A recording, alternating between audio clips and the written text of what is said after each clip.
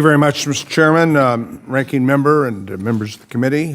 Mr. Secretary, it's always good to have you here.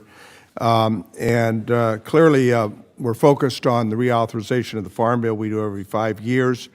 It equals a reestablishment of our priorities in terms of ensuring that America's safety net for the production of food and fiber with farmers, ranchers, dairymen, and women, and our farm workers, as well as those who are food insecure, benefit from that safety net. Let me just speak that in California, obviously the largest agricultural state, where over half the nation's fruits and nuts and vegetables are produced, 20% of the dairy products, 400 different commodities. This farm bill is critical and it's important. We must get this done this year. Investments made, though, in the previous Congress, I think, are critical to note. The Bipartisan Infrastructure Law, the Inflation Reduction Act are all key funding methodologies that help America's agriculture economy. In California, as an example, over $1.15 billion for improved water storage in the San Joaquin Valley, $500 million to repair aging dams and ensure safety, $1 billion for rural water projects, $56 million for regional conservation partnership programs. But I want to talk about specifically, Mr. Secretary, the importance of these investments. I've heard that the previous president, who's running again, if reelected, wants to impose 10% tariffs across the board and 60% tariffs on Chinese goods.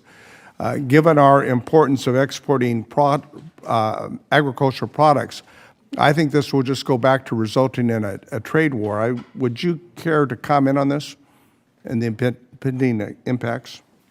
Well, I don't think there's any question that the last time tariffs were assessed and the way they were assessed, it caused great stress in the countryside, significant impact on the market. 30% of our product is sold in exports, and a significant percentage of that goes to China. Well, and everybody has leverage when you start a tariff war. I'm sorry, what? Everybody has leverage when you start a tariff war. Well, absolutely, and that's one of the reasons why the CCC was drained. Right. $45 billion under the previous administration. I think you've spent $15 billion by comparison. Right? Correct. That's correct. Let me move on to the disaster relief. You talked about 30% and the supplemental appropriations. What would you like us to do going forward? Because the $2.8 billion, or you said $3 billion in disaster aid, obviously didn't cover the disasters in 2023. What recommendation would you make for the future budget and the reauthorization of the Farm Bill? Two recommendations. One, adequately and fully fund disaster assistance if it's ad hoc. Two, that's the bottom line, isn't it?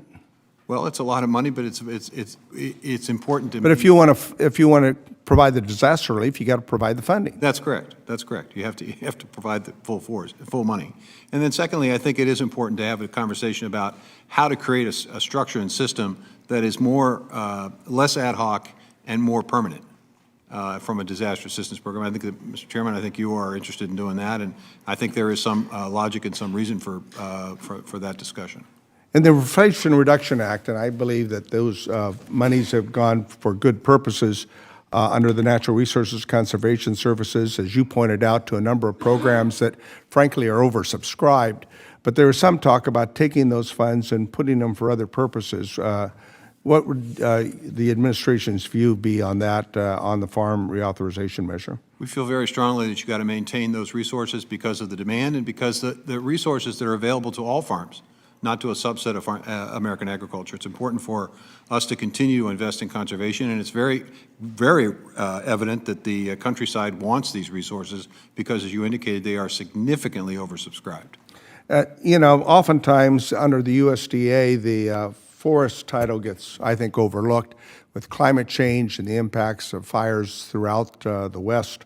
The importance of reauthorization of the Farm Bill and addressing the hazardous fuels reduction, and we have a bipartisan bill that would save our sequoias.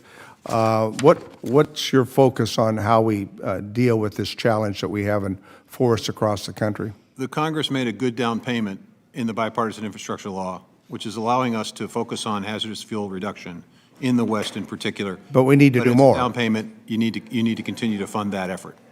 Okay, my time's expired. There's an issue in climate-smart partnerships, and I want you to continue to focus on that. It benefits a lot of individual folks that are participating in that climate-smart effort. I yield